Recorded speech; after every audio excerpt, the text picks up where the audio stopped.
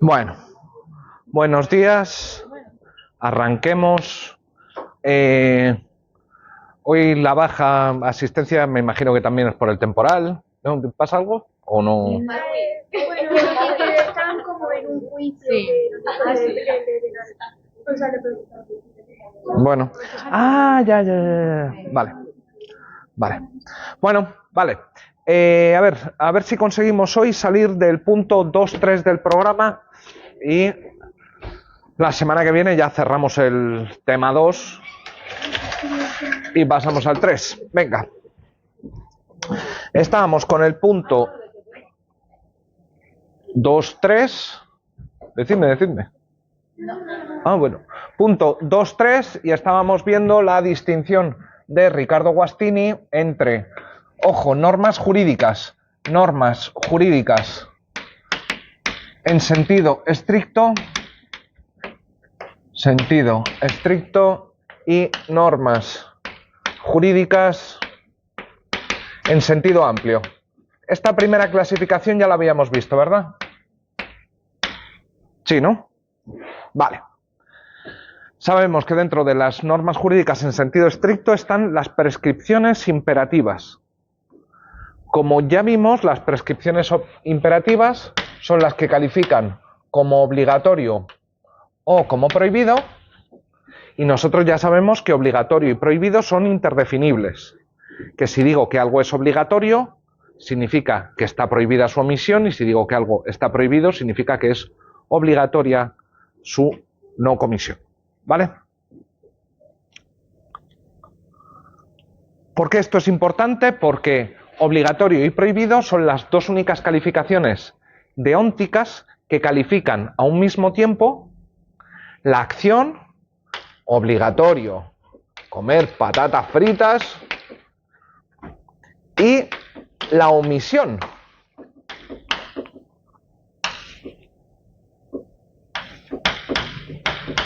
¿Sí? Esto lo entendemos, que significa exactamente lo mismo.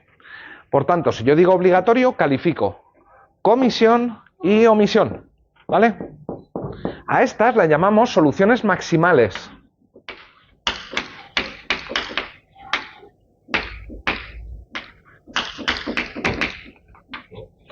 ¿Hay alguna otra solución maximal aparte de prohibido y obligatorio? Bueno, ¿os acordáis que vimos que es facultativo? Facultativo en realidad no es un calificador deóntico independiente, sino que son dos, o es la suma de dos normas. Permitido comer patatas fritas y permitido no comer comer patatas fritas. ¿Sí? ¿Bien? Vale, perfecto. Sí. Sí y no. ¿Por qué? Porque en realidad no es que sea una solución maximal, porque no es un operador deóntico de por sí. Son dos. Es permitido sí, permitido no.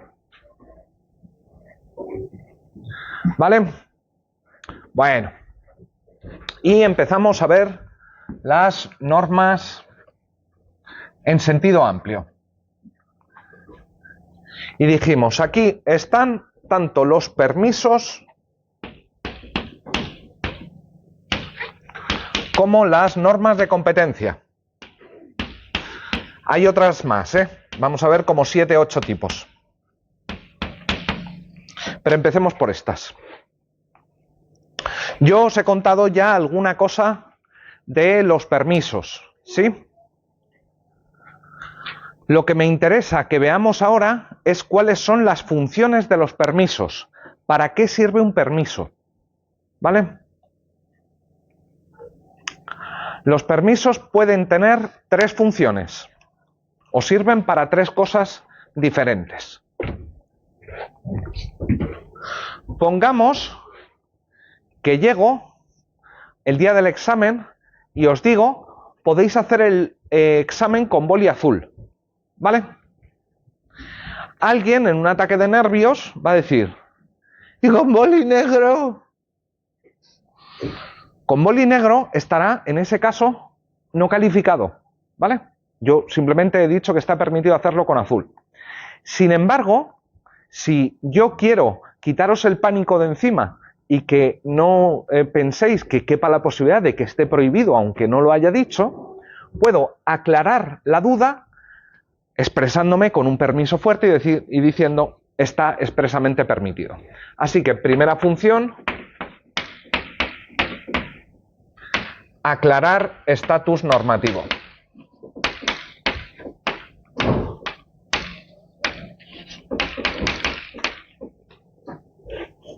Sí. Funciones de los permisos. Sí. Segunda función de los permisos, que esto también lo comenté muy de pasada. Los permisos a nivel constitucional. Libertad sexual, libertad de prensa, libertad de... ¿Para qué sirven estos permisos? Estas libertades son permisos. Si lo traducimos en términos deónticos, son permisos. Se trata de permisos en algún sentido atrincherados o protegidos. ¿Por qué? Porque están en los niveles más altos del ordenamiento. ¿Qué es lo que conseguimos con un permiso situado en la Constitución o en ley orgánica? Lo que estamos consiguiendo con esto es evitar que fuentes inferiores jerárquicamente puedan modificar el estatus normativo de eso. Por ejemplo, si tienes permiso constitucional de profesar la fe que quieras, esto evita que el legislador ordinario o orgánico diga prohibido profesar la fe que quieras. ¿Es esto una función de los permisos? A ver, sí y no. Sí y no porque se debe a la jerarquía normativa, ¿vale? Es porque el permiso está en esa jerarquía normativa. Pero lo cierto es que es la forma de proteger un comportamiento.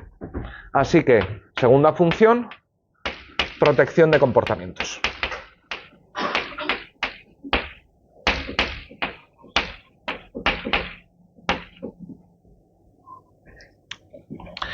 Y la tercera función que cumplen los permisos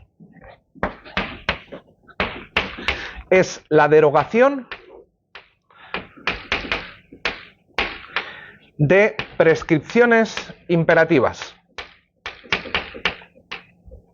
Es decir, de obligatorio y prohibido.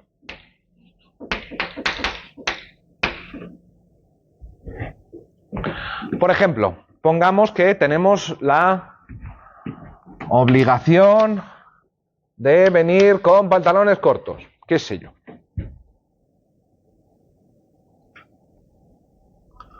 ¿Cómo puedo derogar esto?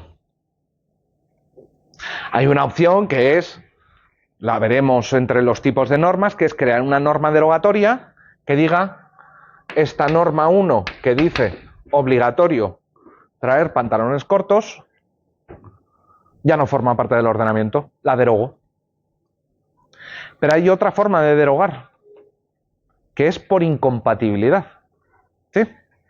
¿Qué tendría que hacer yo para derogar mediante o cómo puedo hacer para derogar mediante un permiso la obligación de traer pantalones?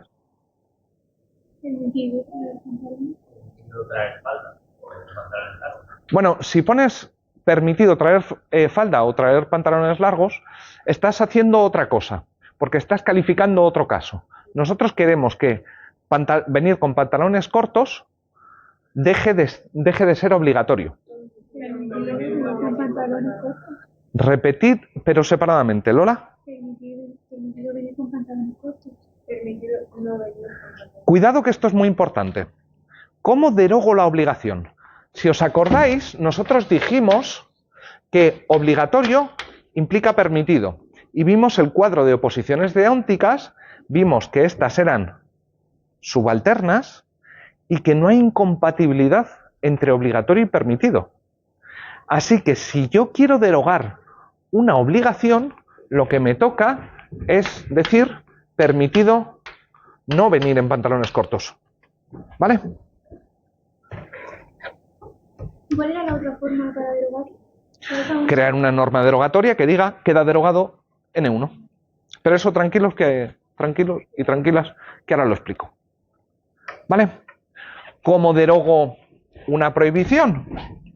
Pues está claro, si tengo la norma N2 que me dice prohibido venir con pantalones cortos, para derogar esto lo que necesito es la norma que me diga permitido venir en pantalones cortos, porque aquí sí se produce la incompatibilidad. ¿Sí? Bien. Very good. ¿Dudas sobre las funciones de los permisos? Eso es que el profesor explica requete bien.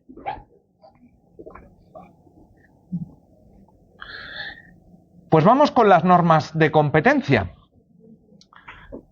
A ver, las normas de competencia han sido tradicionalmente definidas afirmando que son normas que otorgan la capacidad a un sujeto para producir normas jurídicas.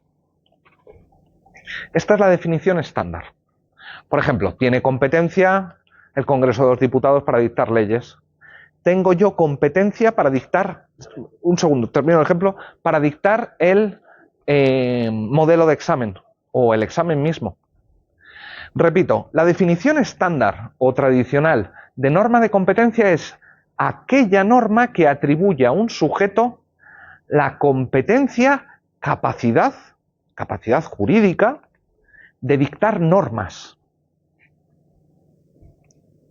En este sentido, lo que hacemos es distinguir entre competencia pública y competencia privada, aunque algunos dicen que no tiene sentido hablar de competencia privada. Pero bueno, si yo hago un testamento, en el fondo, es una norma. Claro. ¿Soy competente para hacer testamento? Sí. ¿Un enajenado es competente para hacer testamento? No. A que la frase tiene perfectamente sentido.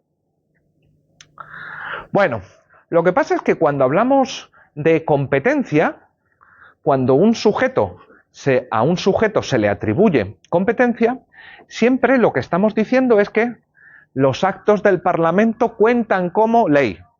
Si yo firmo, cuenta como testamento hológrafo. Sí, y así sucesivamente. ¿Qué tipo de norma es esta? Esta y el resto de normas jurídicas en sentido amplio que vamos a ver en este apartado. Pues es claramente una norma constitutiva.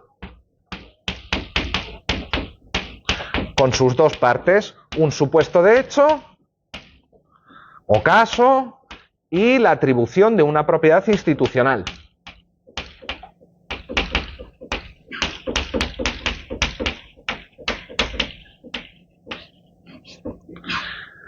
Sin embargo, el demonio está en los detalles. A ver, ¿en qué sentido? ¿Es posible que alguien tenga atribuida una competencia y esta competencia no produzca ninguna norma jurídica? ¿Se os ocurre algún caso?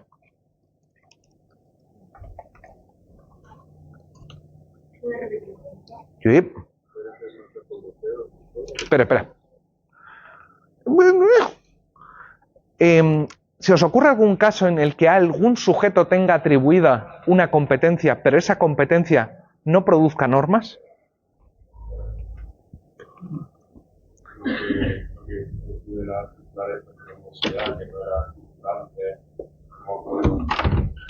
Por ejemplo, lo que estaba diciendo Paco.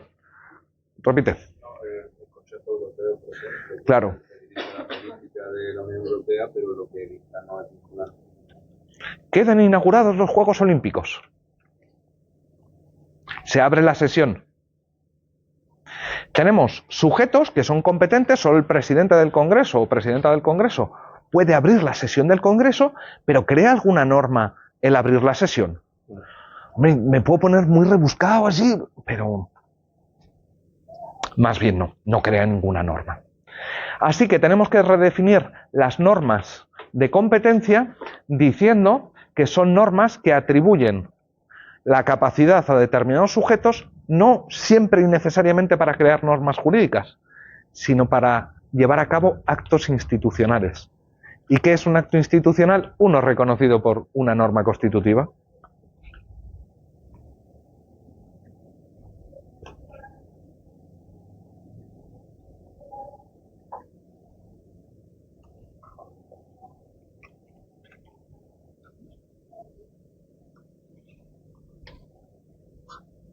Pongo otro ejemplo tontorrón. En realidad estoy diciendo que la ley atribuye al Congreso de los Diputados la competencia para dictar leyes. Pero tiene que firmarlas el jefe del Estado. Si esto es así, ¿crea directamente alguna norma el Congreso?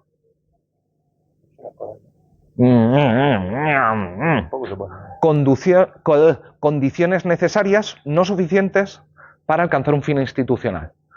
No os olvidéis de que vimos en su momento que las normas constitutivas podían tener en su antecedente condiciones necesarias, condiciones suficientes, necesarias y suficientes o meramente contribuyentes. Así que las normas de competencia en realidad incluyen un montón de cosas que no son únicamente normativas, ¿sí? Último ejemplo, ya paro. ¿La policía es competente para disolver una manifestación? Sí.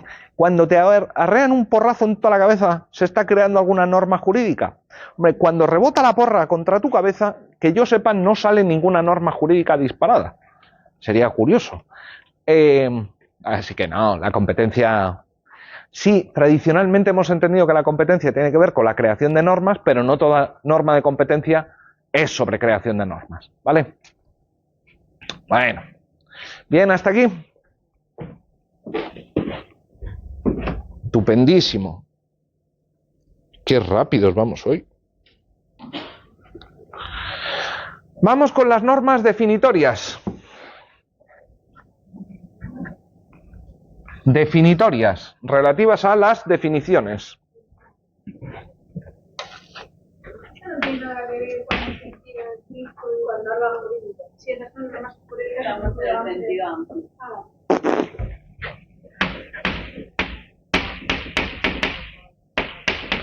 Normas definitorias.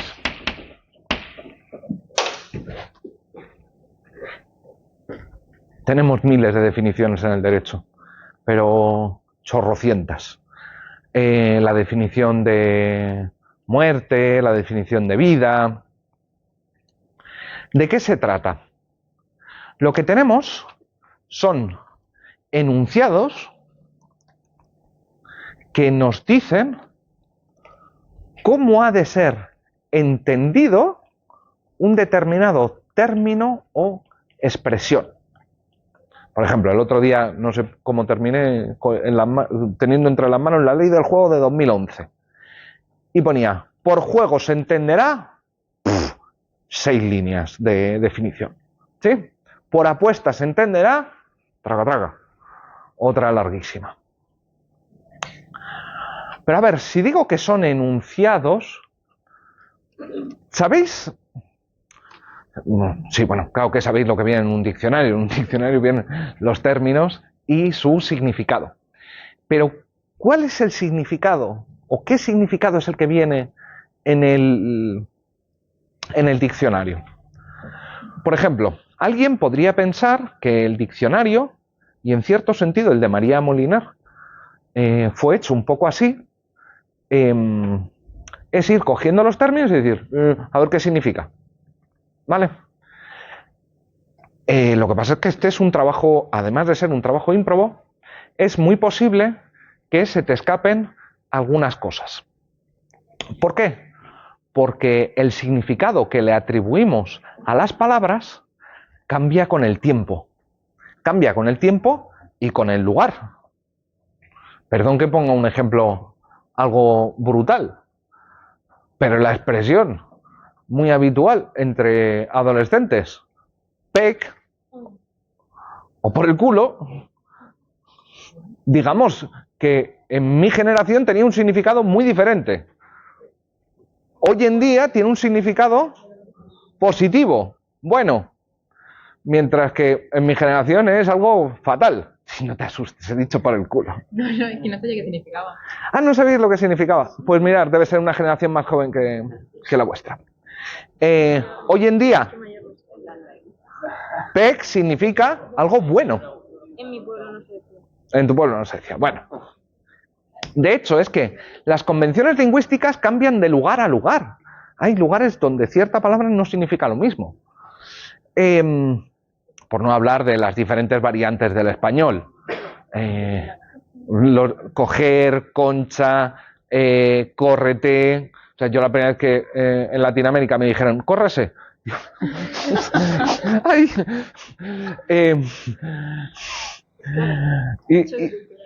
Sí, choque cultural bestia.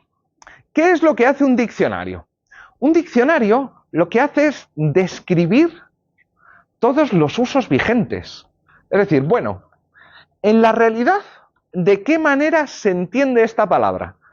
Y sabemos que la realidad lingüística no es unitaria, así que no dicen, pues significa solo esto. Hombre, hay algunos casos en los que nos encontramos con palabras que tienen un solo significado, pero muchísimos, vean, por ejemplo, el término interpretación en la RAE, tienen, no sé si son 9 significados diferentes.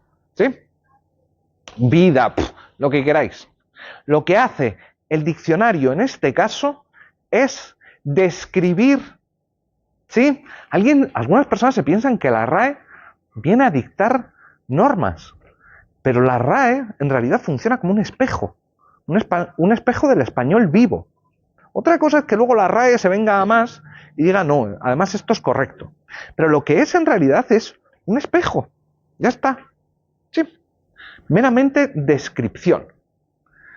Yo os pregunto, cuando el legislador define muerte, juego, apuesta, vida, niño, lo que está haciendo es llevar a cabo una descripción. ¿Está llevando a cabo una descripción? Cuando el legislador te dice la vida es o comienza con el nacimiento, no, esa es errónea. Con la concepción cigomática, ¿se dice? Bueno, da igual.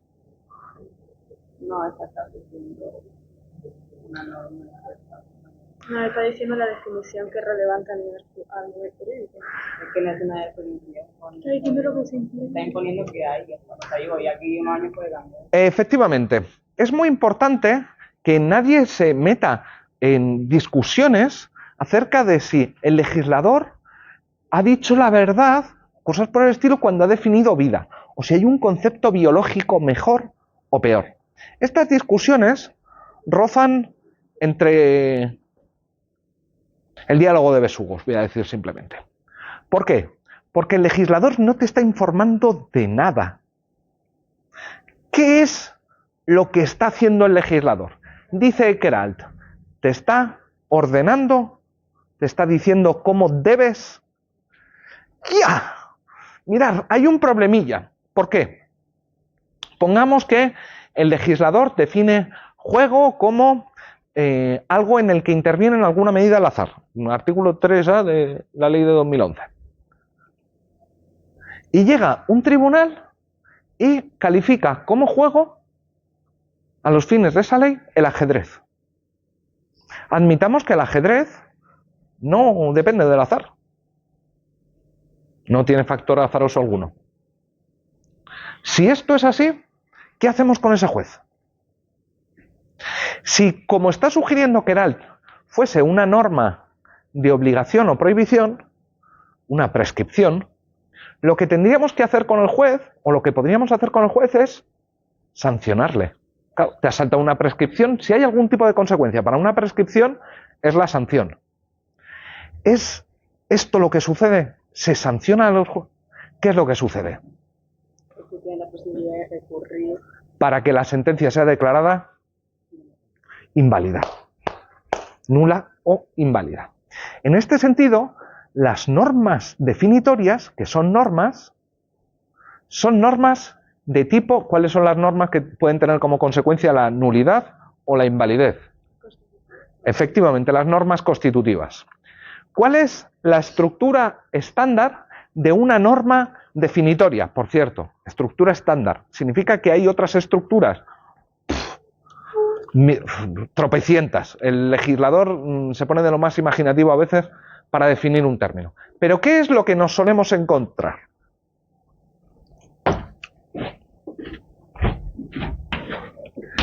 Si te encuentras el término X, entonces cuenta como lo que queráis.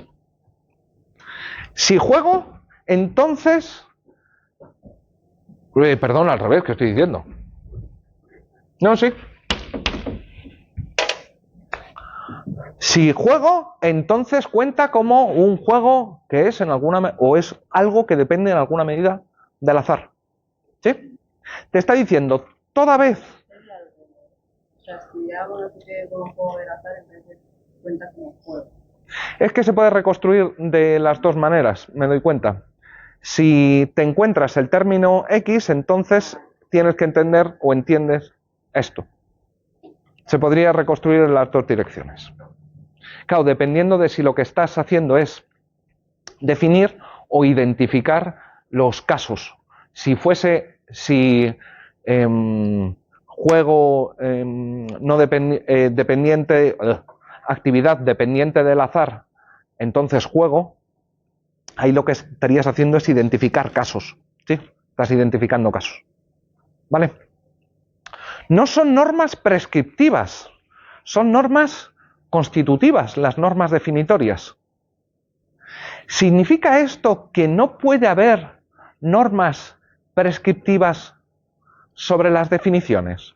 Hombre, yo puedo ser, en cierto sentido, redundante. ¿De qué forma? Puedo decir, mira, es que por muerte entendemos cesación de las funciones del hipotálamo. ¿Vale? Esto aparece en la ley de trasplante de órganos, que tiene un anexo hasta arriba de definiciones técnicas. Cesación de las funciones del hipotálamo. Y después tener una norma que nos dice, obedezca esa otra norma. Obligatorio interpretar así. Bueno, ¿esto sería redundante? Bueno, si lo que vas a hacer es establecer una pena para el juez que se salte esa definición, no es redundante. Si simplemente dices obligatorio entender el término de esta manera, pues hombre, sí puede ser un poco redundante. ¿Qué es lo que pasa cuando no usas las definiciones? Cuando no usas las definiciones, no es que estés violando exactamente una prescripción. Es como si tú en el ajedrez cogieses el alfil y lo movieses en vertical.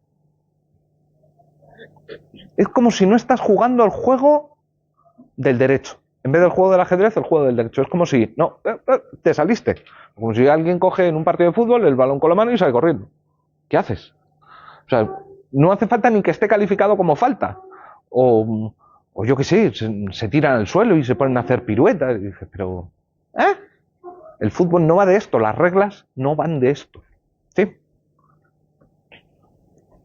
Bueno, hay que distinguir las normas definitorias de las normas interpretativas. Nosotros ya sabemos qué es la interpretación. Por interpretación, en su momento, entendimos la atribución de sentido o significado a textos, a enunciados. ¿Sí? Como estamos en el ámbito jurídico, pues enunciados jurídicos, sorpresa. ¿Qué es una norma interpretativa? Pues una norma que regula la interpretación. Sí.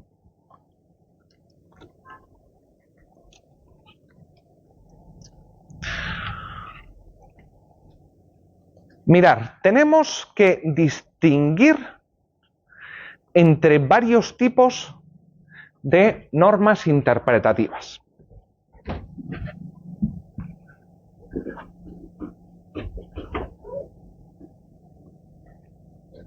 De hecho, vamos a establecer dos clasificaciones y luego las relacionaremos. Tenemos en primer lugar normas interpretativas de primer orden y de segundo orden. Algunos autores hablan incluso de normas de tercer orden, pero bueno. A ver, nuestro Código Civil, en su artículo 3, nos dice muchas cosas un poco extrañas, pero entre otras muchas, dice que las leyes deben de ser interpretadas según su tenor literal. También nos dice que hay que tener en cuenta el espíritu y la intención de la legislación, ¿sí? La intención de la norma. Y si yo os digo que esto no es una forma de interpretar el derecho, sino tres diferentes, lo que tenemos aquí es, pongamos un enunciado tontorrón, prohibido fumar.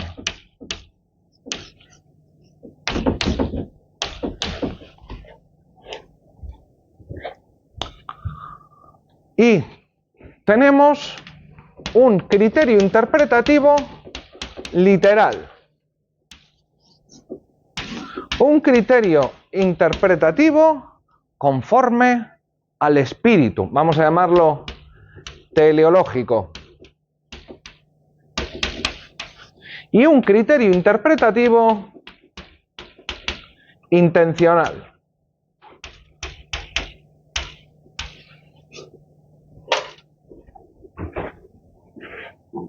Según el criterio interpretativo literal, ¿qué significa el enunciado prohibido fumar? Que está prohibido fumar, poco más.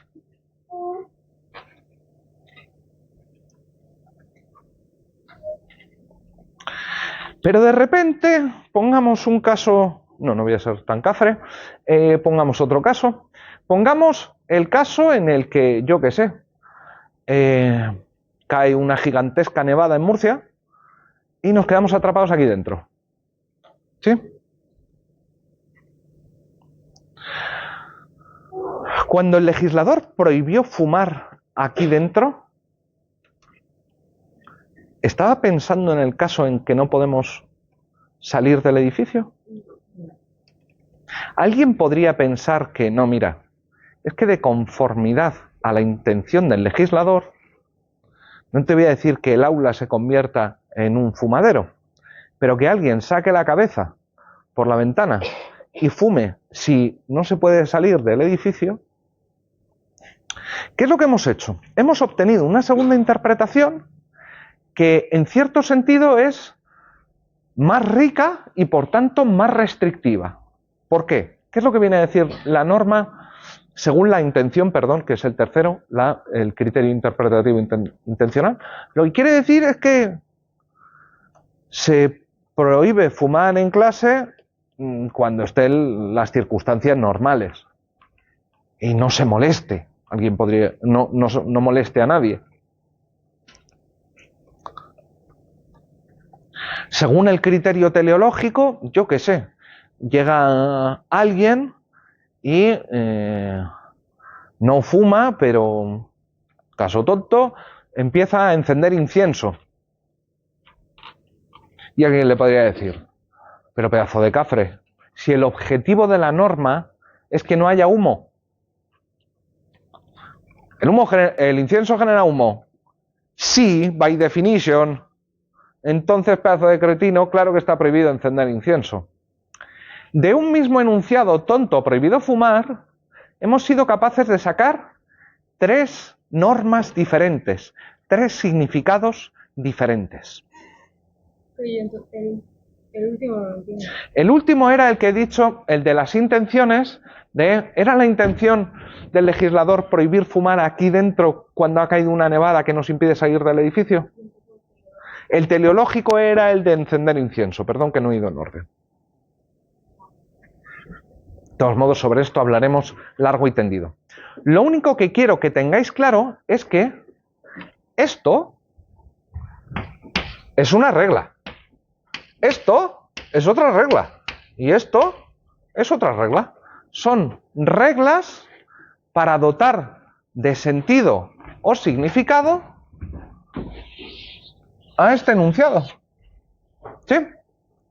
Vamos a llamar reglas interpretativas de primer orden a aquellas que efectivamente nos sirven para atribuir significado a los textos. No le voy a robar el bolso.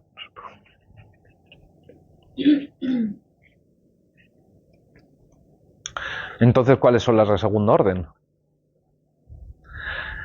Imaginaros que llega algún legislador, pasa en algunas legislaciones, y te dice, criterio literal, pero el criterio teleológico está prohibido. Prohibido consultar el espíritu de la ley. ¿Qué es lo que tienes ahí? Tienes una norma que no directamente te sirve para atribuir significado, sino que prohíbe atribuir un tipo de significado. Prohíbe usar un determinado criterio interpretativo. Se llaman, más que de prohibición, normas de exclusión. Estas excluyen un determinado significado.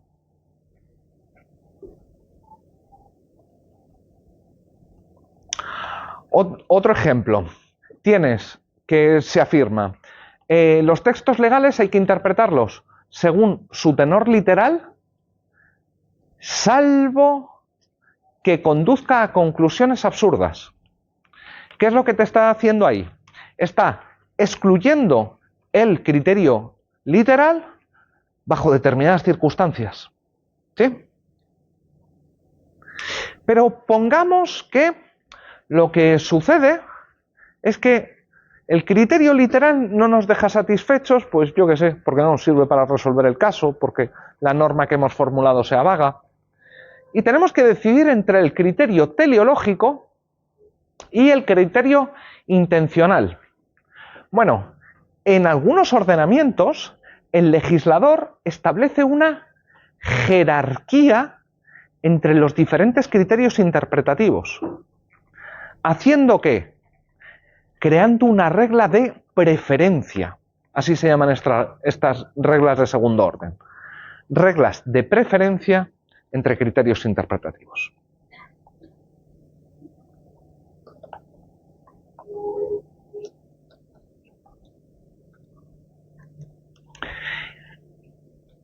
Vayamos con la segunda clasificación de normas interpretativas.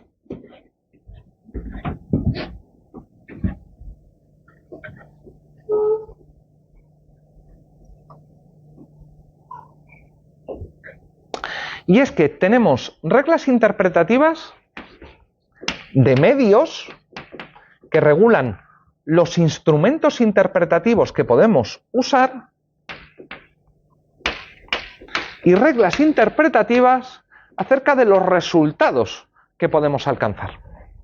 Me explico.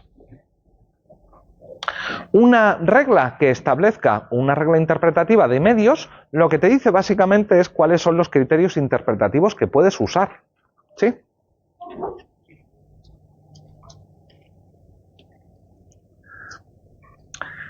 Y de resultados, mirad. Alguien podría pensar que una regla interpretativa de resultados te indica directamente cuál es el significado que debes atribuirle a un término. Por ejemplo, si tienes el término muerte, la correcta interpretación de esto es cesación de las funciones del hipotálamo. ¿Cuál es el problema con esto? Que si así lo hacemos, estas normas interpretativas de resultado son indistinguibles de las normas definitorias. ¿Cómo serán entonces o qué podemos entender por normas interpretativas de resultado? Por normas interpretativas de resultado o de resultados, lo que podemos entender son aquellas que sí indican los resultados, pero indican un tipo de resultados, no un concreto resultado. Me explico. Por ejemplo, la Constitución boliviana. La Constitución boliviana te dice que toda la Constitución y todo el ordenamiento jurídico boliviano debe ser entendido de manera tal que los derechos humanos no sufran ningún recorte. Esto se llama principio de progresividad, no es solo de la Constitución boliviana, lo tiene un montón. Te dice, usted interprete como quiera, pero no puede emplear una interpretación que haga que el ámbito de los derechos se vea reducido. ¿Sí? O, por ejemplo, evite cualquier interpretación que resulte manifiestamente injusta. Evite cualquier interpretación que viole el derecho internacional de los derechos humanos. ¿Sí?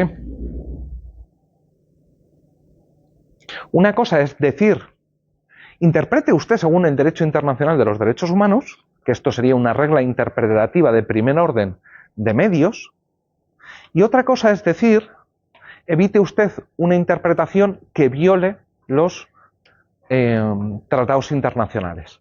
Aquí no se te está diciendo que elijas una en concreto, sino que no elijas un determinado resultado, aquel que es incompatible con los derechos humanos.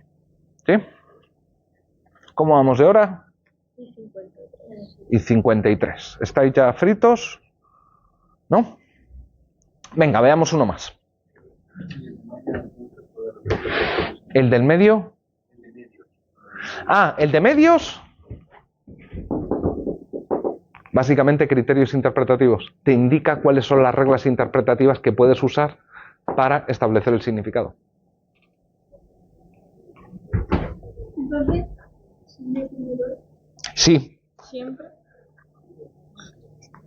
Creo que sí. Estoy casi seguro de que sí. Me digo, son lo mismo las de medios que las de primer orden. Lo que pasa es que definidas de manera diferente.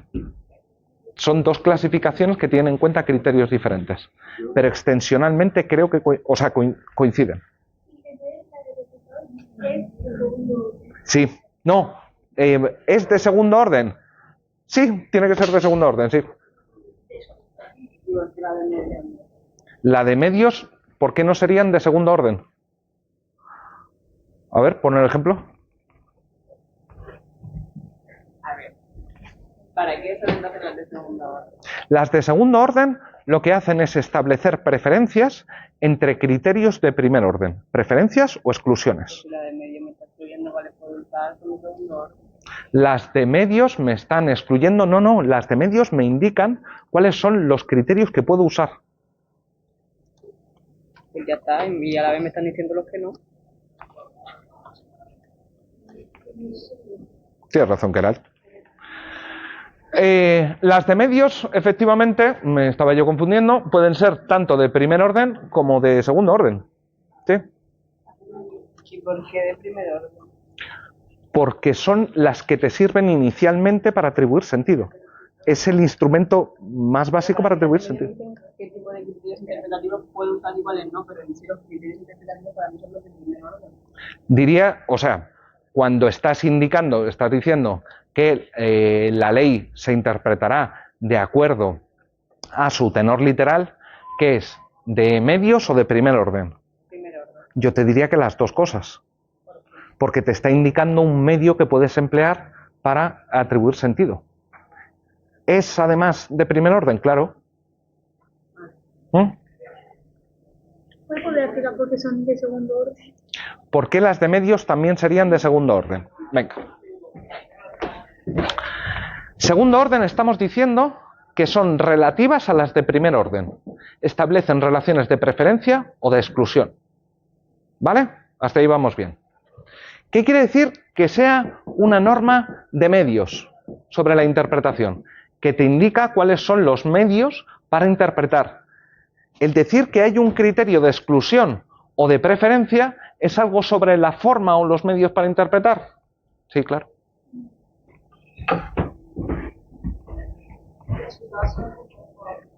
Resultados son solo de segundo orden. No, porque las de segundo orden hacen referencia a los criterios interpretativos de primer orden.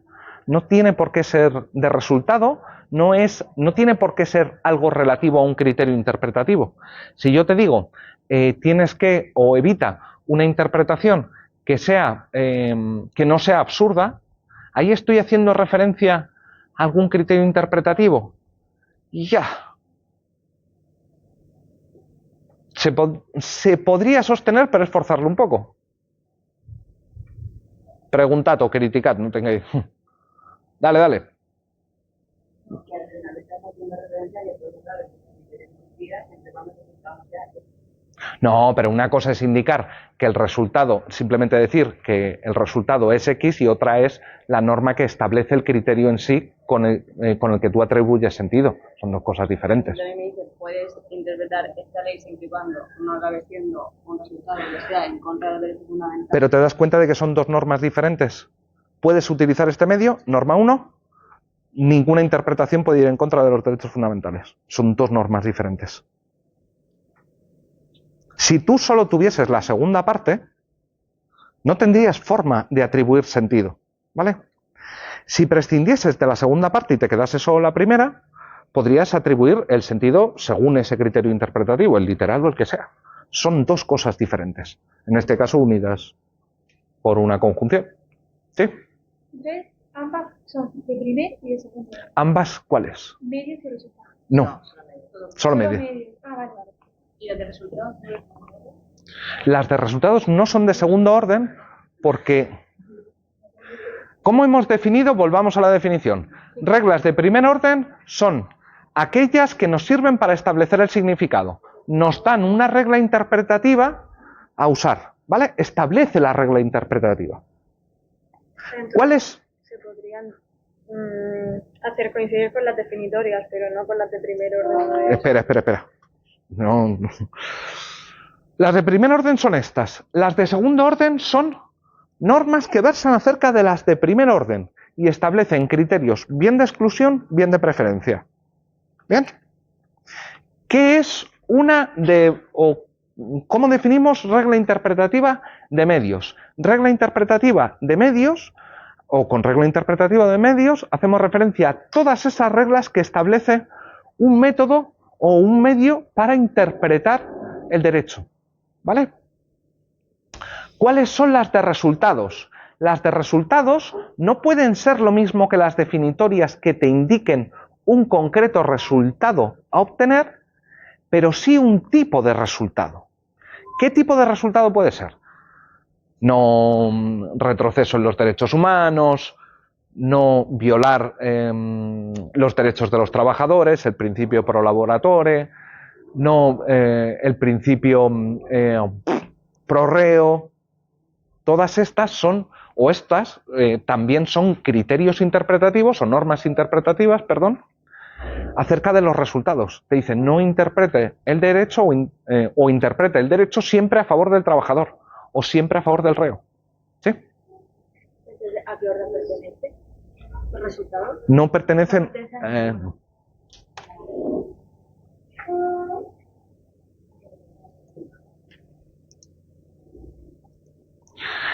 Mirad, para ver si así queda más claro. Las de medios pueden ser de primer y segundo orden. Las de resultados son de resultados. ¿Vale?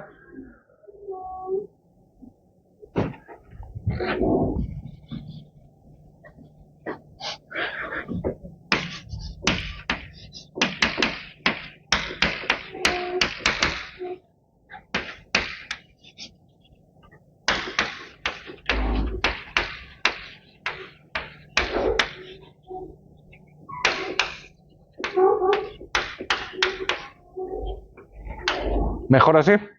Vale, perfecto. Muy bien. Venga, hagamos la pausa.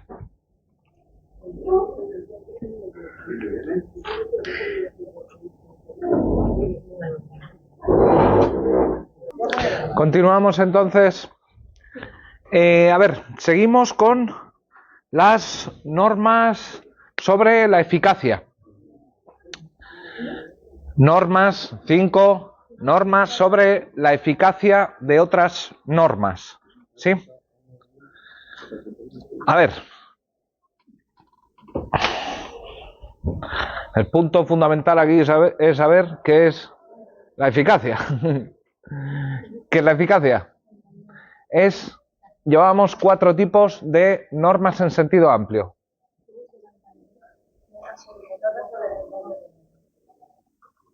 Normas sobre la eficacia de otras normas.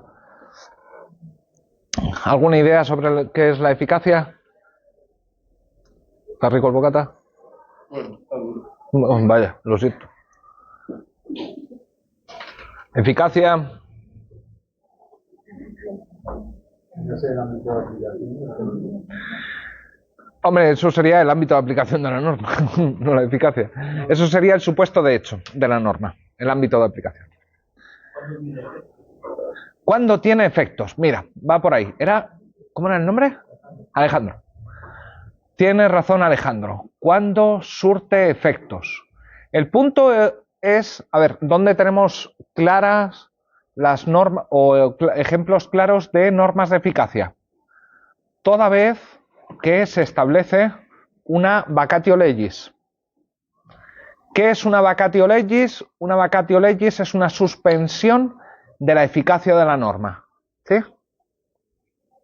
Te dice, la norma no será vigente, cuidado que en este sentido se emplea eficacia y vigencia como sinónimos, aunque pueden significar cosas diferentes, como veremos la semana que viene. ¿Es este el único significado de... Por cierto, yo no tengo problema de que coma bocadillo, ¿eh? Que luego me he quedado pensando a ver si se piensa que le estaba intimidando. Eficacia puede significar varias cosas. Decimos que una norma es eficaz, cuando cumple su objetivo o resultado. Por ejemplo, la norma que establece mayores penas para los agresores sexuales. ¿Cuándo la norma sería eficaz? Cuando la gente deje de cometer abusos sexuales o agresiones sexuales. Este sería un índice, cuidado, es una cuestión de grado. Las normas son más o menos eficaces. ¿Hay casos de eficacia al 100%? No, esto no existe. Las normas son siempre más o menos eficaces. Pero mirar, una forma de reconstruir la norma de, yo qué sé, la que pena a los abusadores sexuales con penas de hasta 15 años de cárcel, pongamos por ejemplo. Claro, es verdad que podemos decir que la norma es eficaz, o incluso 100% eficaz, si nadie comete ningún abuso sexual. Pero desde el punto de vista del juez, sería una situación rara. ¿Por qué? Porque no está usando la norma para castigar a nadie. De hecho, según Kelsen, la totalidad de las normas del ordenamiento son normas dirigidas a los jueces acerca de cuándo usar la violencia institucional, dicho en cristiano, cuándo mandar a alguien a la cárcel. En este segundo sentido de eficacia, una norma, ¿cuándo va a ser eficaz? Cuando es empleada por los jueces. ¿Esto qué quiere decir? Quiere decir que la norma será eficaz no cuando no se cometan agresiones sexuales, sino cuando se cometan agresiones sexuales y los jueces las empleen para mandar a gente a la cárcel, cuando las apliquen. ¿Sí? Fijaros que el término eficacia sirve para referirse a dos supuestos incompatibles. Pero el que nos interesa en este contexto es eficacia, ¿cómo? Repite, Alejandro. Ha empezado a surtir efectos. ¿Y qué efectos puede tener? A ver, efectos puede tener mucho.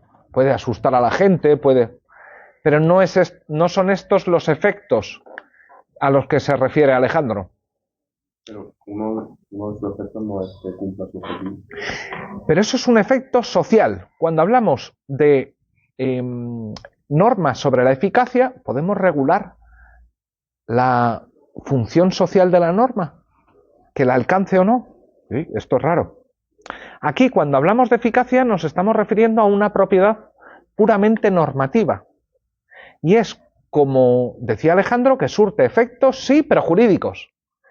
¿Qué significa que algo surta efectos jurídicos?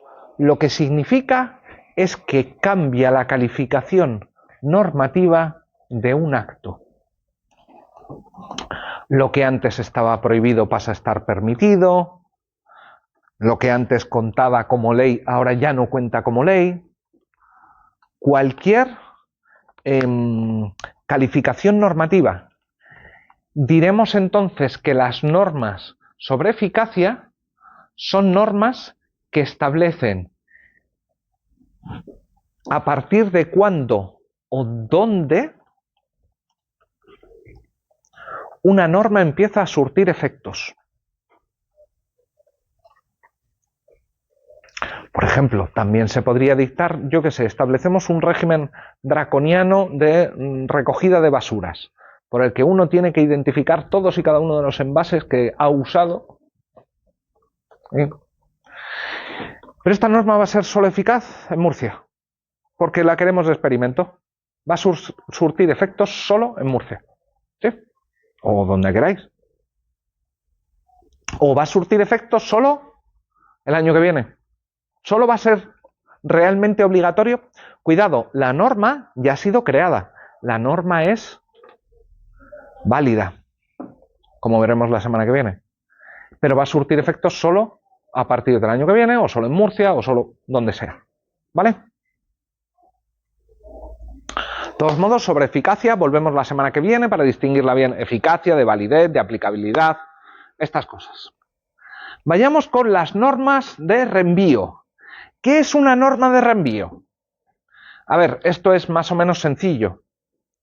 Tenemos una norma de reenvío toda vez que tenemos una norma que reenvía a otra, que se refiere a otra, que se refiere reenviando, hay que decir. ¿Reenviando en qué sentido? Diciendo que hay otra normativa relevante o aplicable. Ejemplo tonto. Penas, ¿vale? Lo que tenemos es que el Código Penal hace un reenvío a los reglamentos penitenciarios. ¿Sí? Ahí te dice, bueno, para ver bajo qué régimen penitenciario vas a estar, esto se lo dejo al reglamento. Sí. Tiene que estar expresamente dicho en la norma. Quiero decir, por ejemplo, el ejemplo claro de lo del domicilio en la Constitución, sí, pero del domicilio del violado, que no hay una definición como domicilio, pero tengo que ir a otras normas para definir lo que es domicilio, o eso no sería reenvío. ¿Hay reenvío? Hay una norma.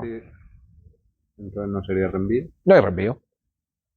¿Sí? Entonces, habría una norma de reenvío cada vez que una norma hace remisión a otra. Claro, por ejemplo, cuando en los contratos privados de la administración hay una serie de normas y luego un reenvío a las normas generales de contratación. ¿Sí? Al Código Civil. ¿Sí? Lo que pasa es que tipos de reenvíos o remisiones tenemos unos cuantitos. Es un poquito más complicado de lo que parece. ¿Por qué? Mirad, ¿entre qué tipos de reenvíos vamos a distinguir?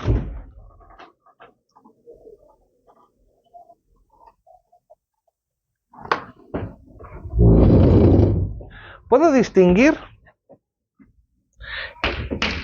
por un lado, entre un reenvío formal y un reenvío material. ¿Qué es un reenvío formal? Un reenvío formal es cuando indico, podría decirlo así, con nombres y apellidos, en realidad por número de referencia, a otra ley o a otro reglamento. Claro, esta es una remisión muy específica, ¿sí? En el que la formal, o incluso que se te diga, véase el artículo 4 del Código Civil, o el 5, o lo que sea, ¿sí? Pero una remisión también puede ser material. ¿En qué sentido? Que en lugar de reenviar, en el caso de los regímenes penitenciarios, a un reglamento identificado con número y fecha de publicación, se puede hacer una remisión in toto o una remisión a lo bruto diciendo a toda la normativa penitenciaria. ¿Sí? Esto se hace también. Esto se hace. Simplemente, yo qué sé, tienes una normativa municipal acerca de desecho, de residuos. Y dentro de esta, para residuos que no sean sólidos, sino líquidos, te dice remisión a la normativa aplicable. En la precisión o imprecisión de la remisión material puede ser graduable. Te puede decir a toda la normativa relativa a aguas. O te puede decir simplemente, vaya usted a la normativa aplicable. Y esto se hace. Esto se hace. De hecho, hay muchas veces que el legislador no sabe a qué remitir porque no lo tiene claro.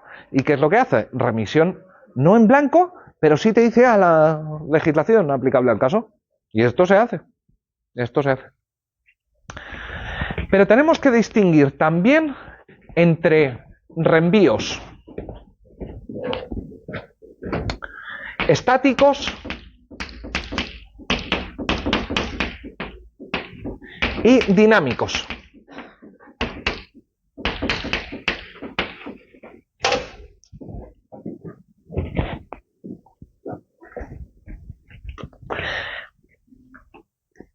Ojo, aquí son dos clasificaciones independientes, antes de que me salte que era el tal cuello con los ejemplos. A ver, ¿qué es un reenvío estático? Un reenvío estático es cuando el reenvío es a un conjunto que puede estar determinado o parcialmente indeterminado, pero que no cambia con el tiempo.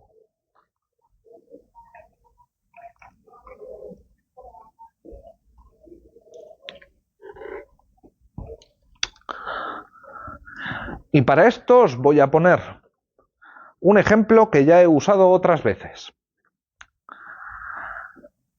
En España, como ya os he contado, se han firmado varios tratados de doble tributación, siguiendo el modelo de la OCDE, del modelo de tratado de doble imposición. Se ha considerado que había una remisión a los comentarios a el modelo de doble imposición. Estos comentarios, como os comenté en su momento, son también elaborados por la OCDE sobre un determinado modelo. Lo que pasa es que estos comentarios, que no son comentarios, sino que son normas interpretativas y definiciones, lo que sucede es que cambian más rápidos los comentarios que el modelo de tratado. Con lo cual, puedes tener un único tratado o modelo de tratado y comentarios sucesivos. Hubo una gran discusión en el Tribunal Supremo en España para saber si la remisión a los comentarios era una remisión estática o dinámica. ¿En qué sentido? ¿La remisión era a los comentarios al momento de firmar el tratado de doble imposición? ¿O es una remisión dinámica que si cambian los comentarios al modelo de doble imposición, cambia el objeto de la remisión o cambia el destino de la remisión? ¿Sí? Yo puedo decir, es a un documento o a una materia que esté más o menos determinada, pero a una en un momento determinado, fijando un momento temporal, diciendo momento temporal 1. ¿Sí? Pero también puedo eliminar el momento temporal, el elemento temporal, y que simplemente se haga referencia a lo más nuevo, a lo más actual en la legislación. Otro ejemplo. Muchas veces, cuando estamos en cuestiones administrativas sumamente técnicas en el sentido de que requieren conocimiento científico, se viene a afirmar, hay muchos reenvíos, a la mejor técnica disponible. Esto es claramente una remisión material o a las mejores normas técnicas disponibles. Esto es una remisión material porque no se especifican, pero además de material es dinámica. ¿Por qué? Porque cuáles sean las mejores normas disponibles va a ser una cuestión que, claro, depende del momento en el que te preguntes cuáles son las normas disponibles. ¿Sí? ¿Cabe una remisión formal estática? Sí, claro, es el caso más sencillo. ¿Cabe una remisión formal dinámica? Claro, claro. Tú puedes hacer una remisión a una ley y a todas las versiones posteriores de esa ley, con todas sus reformas, con todo su no sé qué. ¿Cabe una remisión material estática? Sí, claro. Va a ser un poco complicada hacerla, porque en el momento que es material te va a costar precisar el momento temporal, pero lo puedes hacer perfectamente. Puedes decir, no, mira, la mejor técnica disponible al momento de publicación de esta ley. Y dices, hasta ahí. Puede ser material dinámica, claro. Por supuesto, un reenvío formal estático es el que mayor seguridad jurídica produce. Uno material dinámico es el que menor seguridad jurídica pone. Con todo, no es que la material dinámica tenga, o sea, sean todo desventajas. A ver, cuando hace referencia a normas sobre responsabilidad médica, por ejemplo, y estableces que se estará a la mejor técnica disponible. Claro, ahí no tendría mucho sentido decir, o las normas de los protocolos médicos mejores disponibles. Claro, no tendría mucho sentido, en ese sentido, fijar una norma pasada para determinar la responsabilidad médica. Lo suyo es que sea la más actual, la mejor. Dale. Si, por ejemplo, una norma formal estática se refiere a otra y esa otra se deroga, se podría entender como dinámica. ¿Se podría entender como dinámica? Hombre, nosotros podemos reinterpretar ese reenvío atribuyéndole un nuevo significado. Pero ahí lo que habremos hecho será prescindir de una norma de reenvío formal estática y la habremos sustituido vía interpretación por una norma de reenvío formal dinámica. Entonces no hay ninguna estática al 100%. Hombre, si uno dice que, mira, caída la norma a la que se reenvía, esto es un caso lagunoso, ya tienes. Simplemente el reenvío se ha quedado en un reenvío al vacío. Y pasa, ¿eh? Sí. Daros cuenta que muchas veces cuando se deroga, y ahora veremos las formas de derogación, cuando se deroga, el legislador muchas veces no tiene tan claro qué es lo que se está derogando. Porque muchas veces, claro, tienes normas que reenvían a otras normas y al derogar una, puede que estés no derogando el reenvío, pero haciendo un reenvío vacío. ¿Sí? Tú ponte que la que queda derogada es eso, la norma de reenvío. La norma a la que es reenviada, si es sobre una materia muy específica, ¿queda derogada o no queda derogada? En sentido estricto no va a quedar derogada. Pero claro, es una norma que no va a tener aplicabilidad ninguna. ¿Sí? Bueno. Antinomias, estos lo sabéis, ¿no? ¿Cuáles son las normas sobre la resolución de antinomias? O sea, no que sean normas antinómicas, sino criterios de resolución de antinomias.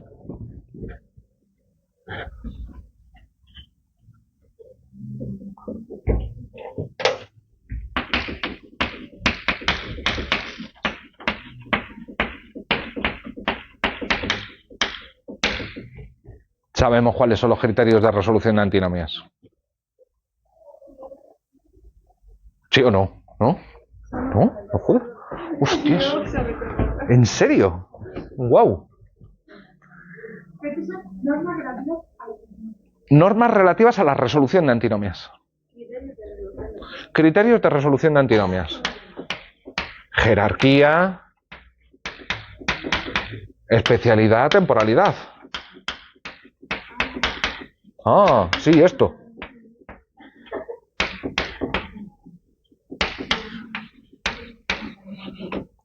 Todo el mundo sabe lo que es una relación de jerarquía. ¿Qué es una relación de jerarquía? La superior y la superior en inferior se contradicen, la superior permanece. Permanece ¿la qué? La que prima. Y a ver si no vamos a tener tan claro el criterio de jerarquía. A ver, para empezar, de lo que me estáis hablando es de uno de los criterios de jerarquía, que es el criterio de jerarquía material. ¿En qué consiste el criterio de jerarquía material? El criterio de jerarquía material consiste en que toda vez que nos encontramos con dos normas incompatibles, dos normas que generan una antinomia, prevalece una de ellas. Es decir, tenemos una norma N1 y una norma N2, estas generan una antinomia. ¿Vale? ¿Cómo sabemos cuál de las dos prevalece? ¿N1 o N2? La superior jerárquica. ¿Y cómo sabes cuál es la superior jerárquica? ¡Ja, ja! Que me ha quedado muy a los Simpson. ¿Cómo sabemos cuál es? Pues depende si está en la Constitución. ¿Cómo? Depende de su situación. Depende de su situación, si está dejando de fumar, si ha dejado... No, que si está en la Constitución o algo de eso. ¿Está en la Constitución? En la Constitución aparece una norma que te dice que en caso de conflicto de una norma legal con una constitucional, prevalece la constitucional. ¿Me podéis decir en qué artículo? Usted tiene que... Quiero que pidas perdón también por respirar.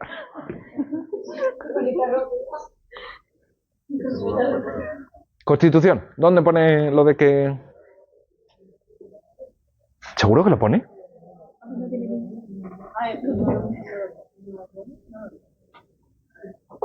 Mirad, sabemos cuál de las dos prevalece básicamente porque tenemos una norma N3, que es una norma de jerarquía, que es un criterio de resolución de antinomias, pero cuidado, que N3 puede ser una norma expresamente formulada o no. De hecho, los criterios de resolución de antinomias, antes que venir escritos por el legislador, los venimos empleando desde hace un par de milenios, por lo menos. Así que son normas surgidas de la ciencia jurídica y de la práctica. ¿Sí? Bueno, jerarquía. La primera es material. Si hay choque entre dos normas, ¿prevalece cuál? Prevalece la que diga otra norma, N3, que ha de prevalecer. Si decimos N1, pues prevalecerá N1. ¿Sí? No es que haya nada así en la propia Constitución que haga que sus normas prevalezcan. ¿Sí? Es porque tenemos otra norma, o estamos presuponiendo otra norma N3 que nos dice prevalece N1. ¿Prevalece qué significa? ¿Que deroga? Que se aplica, y eso es que sería aplicable. Pero que se deroga. A ver, siempre que nos encontramos con una antinomia entre normas de diferente nivel, ¿se produce la derogación? Por ejemplo.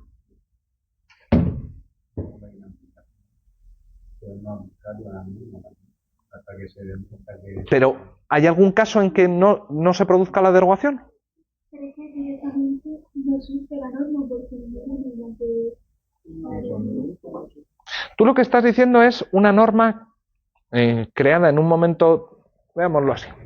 Tienes en un momento temporal 1, una norma constitucional, y en un momento temporal 2, una norma de rango legal. Tú dices, esta norma no llega a existir, porque es inválida, porque viola los criterios de invalidez. Bueno, pues hagámoslo al contrario.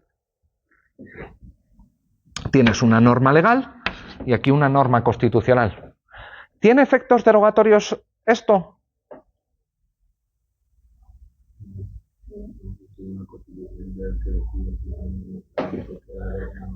Hombre, pero yo no puedo usar una cláusula derogatoria que diga queda derogada toda norma contraria a esta Constitución. La tenemos en nuestra Constitución. A ver, hay casos de incompatibilidad de normas que no generen antinomias, o que no generen derogación. ¿Cómo? ¿Hay normas de diferente nivel jerárquico material que no generen derogación?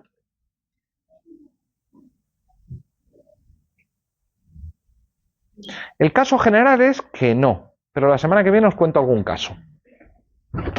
No es el único tipo de jerarquía que existe. Tenemos que ver también la... ¿Qué significa prevalece? Prevalece, vamos a interpretar la semana que viene que es aplicable. Y decir que es aplicable significa que los jueces tienen el permiso o la obligación de aplicarla. Pero eso os lo cuento con más profundidad la semana que viene. También tenemos jerarquías formales. Tenemos una jerarquía formal toda vez que tenemos una norma que autoriza la creación de otra. Las normas constitucionales son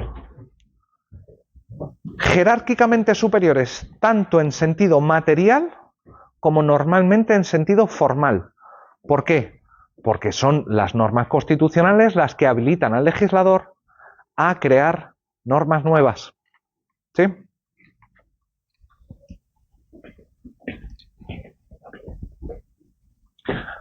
¿Nos dice algo acerca de si tenemos una norma N1 y una norma N2, cuál de las dos prevalece?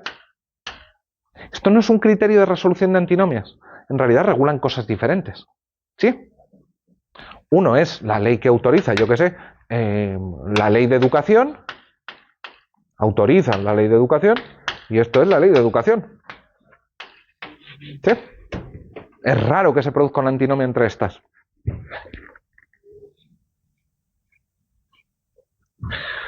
Hay un tercer tipo de jerarquía que podemos llamar lingüística.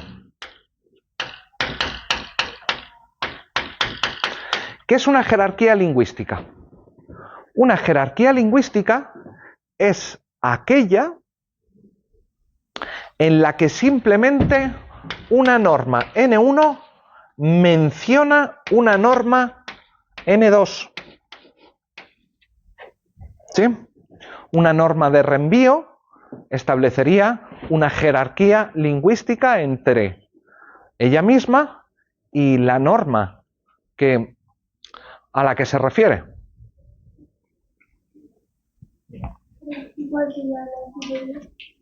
No hay superior.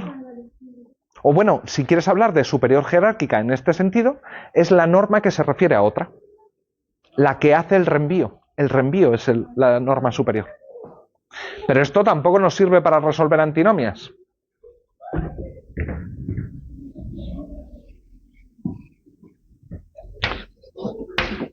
Esta es la más importante.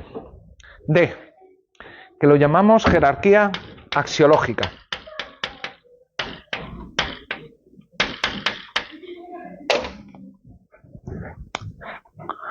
Pongamos que lo que tenemos es, ahora sí, una antinomia entre dos normas, por ejemplo, constitucionales. ¿Sí? Entre la libertad de opinión y el derecho a la intimidad. Resulta mala idea sentarse ahí. Sí. Sí. Hasta luego. El derecho a la intimidad y el derecho a la libertad de opinión o de información. Según el ordenamiento jurídico español, ¿cuál de las dos prevalece?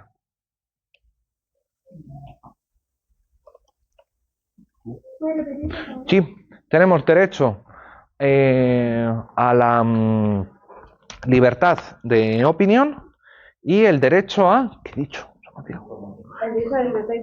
El derecho a libertad de información y derecho a la intimidad. ¿He dicho? Sí, intimidad. La posterior. La posterior están las dos en la Constitución. Sí, pero las dos prevalecen. ¿A qué suena raro las dos prevalecen? Dependiendo de la sección. No, depende de la que tendrás que valorar si vas a Pero me refería si es, por ejemplo, un derecho fundamental. Bueno, los dos son derechos fundamentales. De los derechos fundamentales cuando hay un conflicto entre ellos, que normalmente el sujeto, porque no es lo mismo el interés que pueda tener la sociedad sobre la vida, el interés que pueda tener la sociedad sobre la vida del famoso, por ejemplo. Pero eso lo desarrollaba. Su esfera más reducida de la persona de Dios. Esperad un segundo. ¿En qué parte de la Constitución pone que la esfera de un famoso es verdad, la verdad? Jurisprudencia. Pero también las leyes orgánicas de los derechos fundamentales también muchas veces ponen por qué derechos fundamentales están declarados. A ver, me suena eso de constitucional de que había leyes orgánicas que tenían este derecho fundamental, pues si no se aplicará cuando entre en conflicto con el derecho fundamental. Bueno, quedémonos con el primer caso, con el que no tenemos ley orgánica que resuelve una antinomia entre dos derechos constitucionales. Ahí, ¿qué es lo que tenemos? Una norma N1, un derecho fundamental, una norma N2, otro derecho fundamental. ¿Y dónde está la norma que nos dice cómo resolver el conflicto? El punto es que N3 no está. No tenemos N3.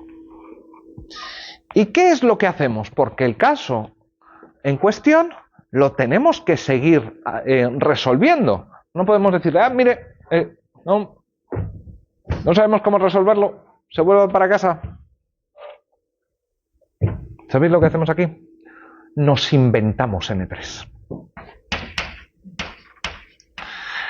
¿Qué quiere decir que nos inventamos N3? Bueno, que empezamos a usar determinados criterios que no forman parte del ordenamiento jurídico. Pueden ser razonables, racionales, pueden ser conforme a la jurisprudencia de otros ordenamientos, pueden ser lo más justo moralmente. Pero te las has inventado, muchacho. Te las has inventado. Como por ejemplo el derecho de los periodistas a informar de cosas que sean comprensibles dentro del interés público. Bueno, ¿eso qué es lo que se ha hecho ahí? Lo que se ha hecho es, se ha creado una norma que limita el derecho de los periodistas a informar. ¿Cómo? Viendo que había un conflicto entre el derecho a informar y probablemente el derecho a la intimidad de otras personas. Y no se ha permitido, en vez de reducir a los periodistas que solamente recojan, solamente informen de cosas que sean de interés público, no se ha ampliado a que los periodistas puedan informar cuando sea de interés público. Mi no entender. Ha dicho que se ha reducido la esfera de los periodistas para informar cuando esto sea de interés público. Claro, o sea, se ha visto en el sentido de que antes de este apunte de interés público podían informar del interés público y del interés privado. No estaba regulado. No se ha permitido. O sea, antes no tenían derecho. O sea, Hombre, antes tenían derecho. Tenían un derecho que parecía ilimitado. Antes tenían un derecho que parecía ilimitado y a lo que se dedicó el Tribunal Constitucional en sus primeros años fue, voy a decirlo así brutalmente, a recortar nuestros derechos. ¿En qué sentido a recortar nuestros derechos? A establecer normas implícitas que no estaban para resolver los conflictos entre derechos. Pero claro, esto el Tribunal Constitucional pudo justificarlo mucho. Pero eso lo inventó. Es un poco lo que hacemos en las prácticas.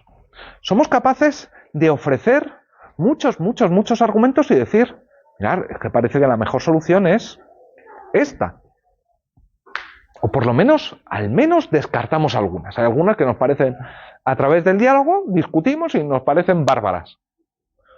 Y al final podemos terminar eligiendo la que nos parezca menos bárbara, que también pasa. Cuando tienes una jerarquía axiológica, no es una jerarquía que está en el ordenamiento, es una jerarquía que tú te inventas, que tú has creado, que el Tribunal Constitucional ha creado o quien sea ha creado, ¿vale? Falta el criterio de resolución de antinomia y lo pones tú. Este criterio de resolución de antinomias, en el caso de lagunas axiológicas, puede ser fijo o móvil. ¿En qué sentido? A ver, yo puedo establecer que una regla de carácter fijo del tipo, si no reviste interés público, no queda cubierto por libertad de expresión. ¿Vale? Esto es una regla fija. Aquí hay algo que cambia con el paso del tiempo. Alguien podría decir, bueno, que se ha considerado de interés público. Pero la idea es siempre la misma. Pero en ocasiones, nuestros tribunales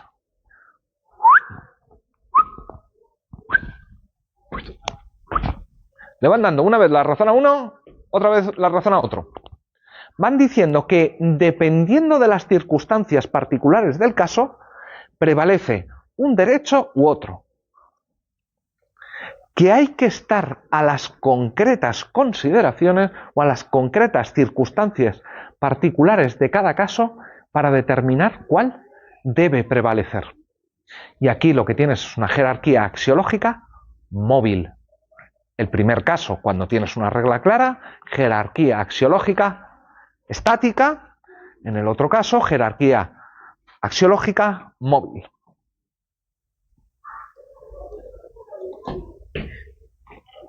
Pero insisto, esto es inventarse el derecho. ¿Está mal inventarse el derecho? Yo no he dicho esto. Puede que de mis palabras se desprenda que lo estoy criticando. Ni entro ni salgo. No estoy seguro de que esté bien o que esté mal, o habría que hacer un discurso infinitamente más largo. Pero que hacerlo lo hacen, claramente. ¿Sí? Crean los jueces derecho, pero ¿cómo no lo van a hacer? O sea, a la vista de todos. ¿Eso es que ya es la hora? Son 49. 49. Esto que no le gusta trabajar nada. Vayamos con el criterio de especialidad. Venga, este era sencillo. ¿Os acordáis de qué quiere decir el criterio de especialidad?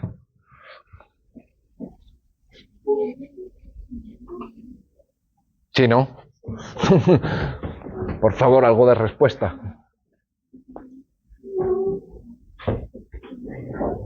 A ver, vayamos con especialidad.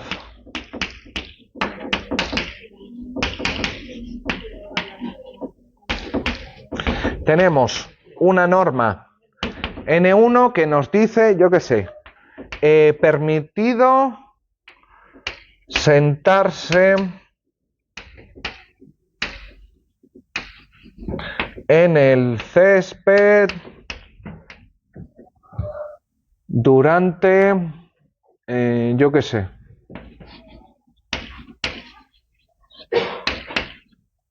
el 12 de octubre, venga, me ha salido el caso Patriota. Y tenemos otra norma que me dice obligatorio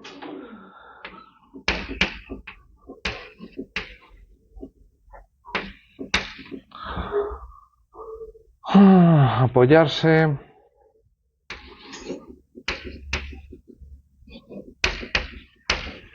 durante las fiestas en, yo qué sé, no, en las plantas.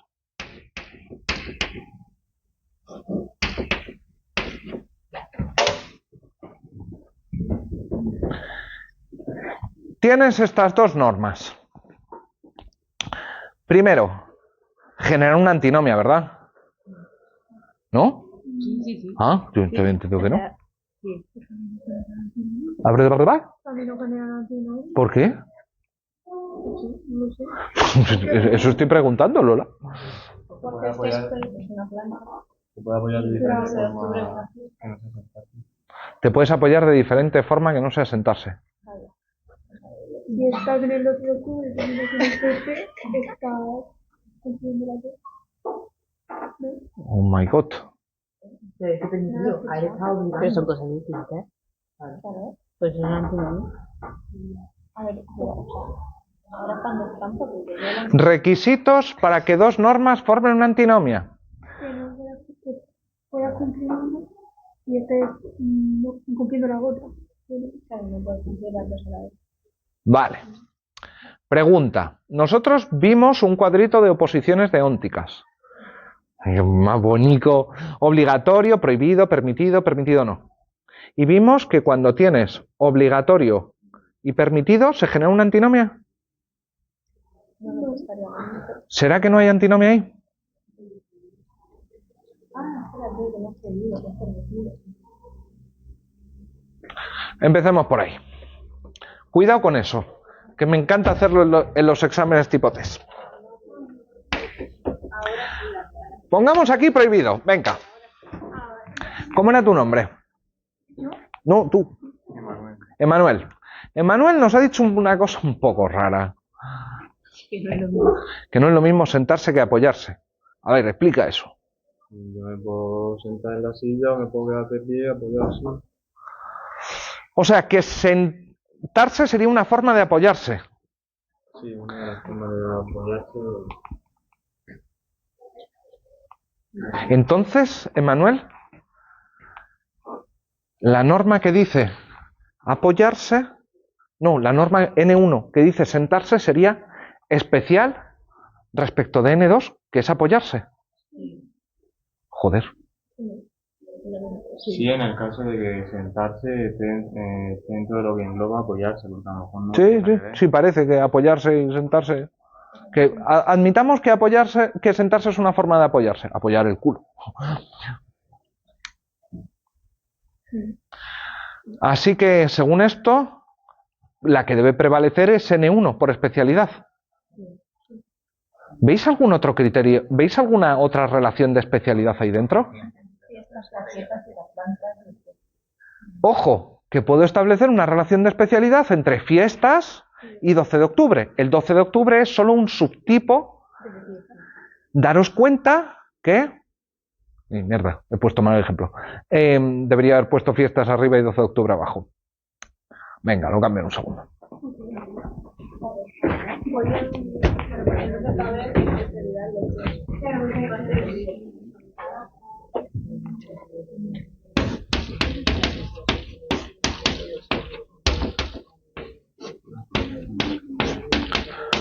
Cuidado, que dependiendo a qué parte de la norma miremos, puede que la relación de especialidad sea una u otra. Porque claro, si me fijo en sentarse o en apoyarse, es una. Si me fijo en fiestas o 12 de octubre, es otra. Y si me fijo en plantas o césped, es otra a su vez. Así que cuando alguien os diga que prevalece una norma por ser especial, mirad bien las dos normas, ¿vale? Porque puede que haya más de una relación de especialidad dentro de las normas, ¿sí? Por no hablar cuando, por ejemplo, tienes además una norma que te establece una pena y tienes una norma que te genera o que tiene un supuesto de hecho más genérico y una horquilla de penas más específica, de 7 a 10 años. Y tienes, por el otro, en la otra norma, un caso más particular, pero una horquilla de sanciones más amplia. ¿Cuál de las dos prevalece? No he dicho que esto fuesen soluciones fáciles. De hecho, son mucho más problemáticas de las que nos parece. El criterio temporal sería el facilongo.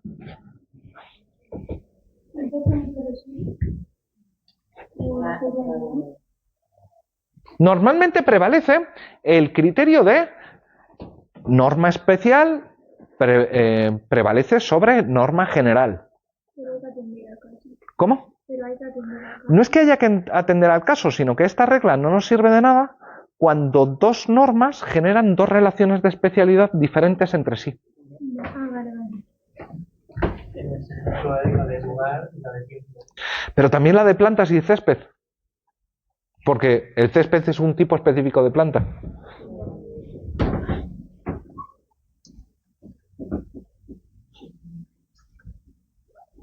Va, temporalidad, este es fácil. Lex posterior.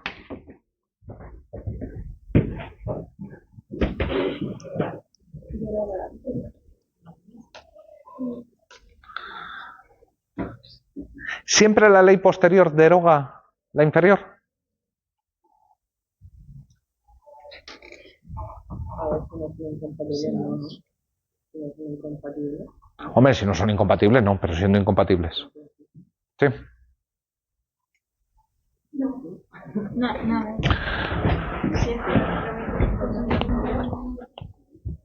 Y si yo os digo que tenemos una norma comunitaria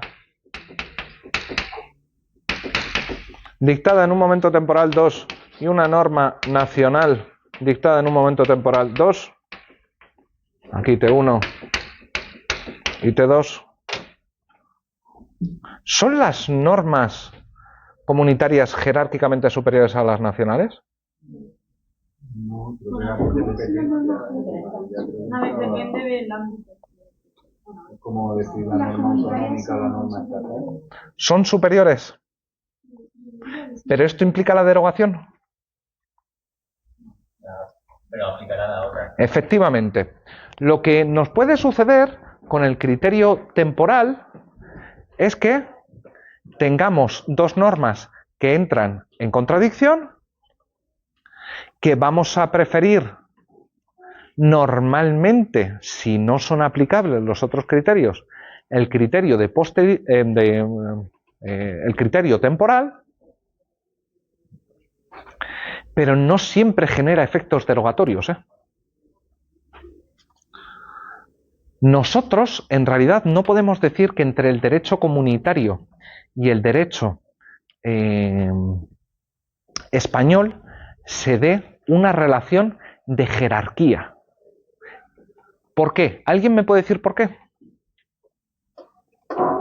Decía lo del principio de competencia, que tenía las normas comunitarias, las normas estatales y las normas de la comunidad autónoma. Sí, pero tenemos algunas materias que son compartidas. Pues que algunas normas comunitarias son obligatorias y también a los reglamentos. Vale, me refiero a los reglamentos, a las obligatorias. ¿Existe una jerarquía o no existe una jerarquía entre ley española y reglamento comunitario? Los de internacional o los de derecho europeo querrán clavarme una estaca en el corazón, pero a ver, ¿cómo hemos definido las... Por cierto, ¿qué tipo de jerarquía sería? ¿Material, formal, axiológica? A ver, para empezar, el criterio de prevalencia del derecho comunitario sobre el nacional es una jerarquía que en su momento fue axiológica. ¿Por qué? Porque se la inventó el Tribunal de Justicia de la Unión Europea. Esta no estaba. Fue mediante diferentes sentencias que estableció el principio de aplicación preferente del derecho comunitario sobre el derecho nacional. Segundo punto importante. ¿La creación de una norma comunitaria implica la derogación de una norma nacional? No, amigo. Yo puedo entrar o puedo ser infractor del derecho europeo, porque tengo una norma contraria al derecho comunitario.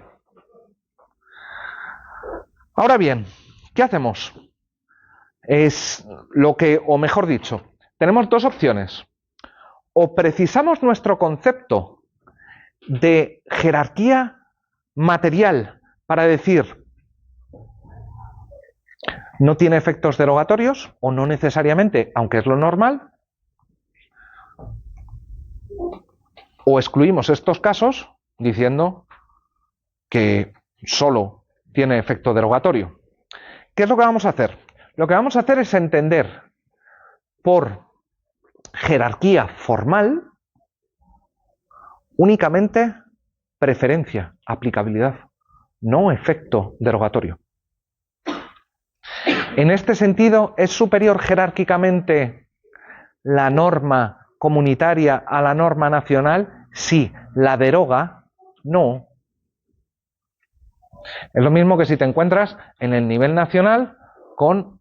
No, bueno, ahí funciona peor. Nos vale el ejemplo del derecho comunitario. ¿Sí? Repito, vamos a definir o redefinir jerarquía material de manera tal que sí, es conflicto entre dos normas, con efecto derogatorio, no necesariamente. ¿Material o formal? Material.